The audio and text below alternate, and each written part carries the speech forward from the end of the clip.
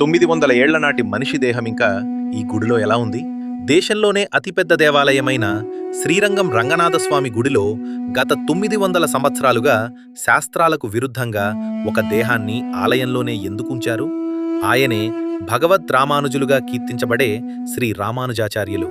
120 ఏళ్ల వయసులో ఆయన మరణించినప్పుడు ధర్మరక్షణకై ఆయన చేసిన సేవలకు గుర్తుగా ఆయన దేహం గుడిలోనే శాశ్వతంగా ఉండాలని సాక్షాత్తు ఆ శ్రీరంగనాథుడే ప్రధాన అర్చకుడిని ఆదేశించాడని ఆలయ పురాణాల్లో ఉంది.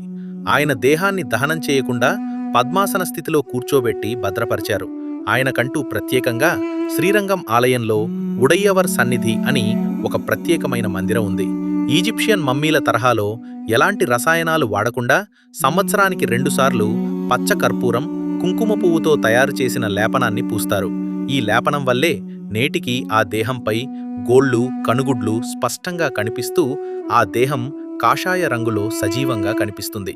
ధర్మరక్షణ కోసం ఎంతో శ్రమించిన రామానుజుల వారి దేహం ఇప్పటి భక్తులకు అందుబాటులో ఉండటం ఆ దేవుని లీలే అంటారా? కామెంట్ చేయండి.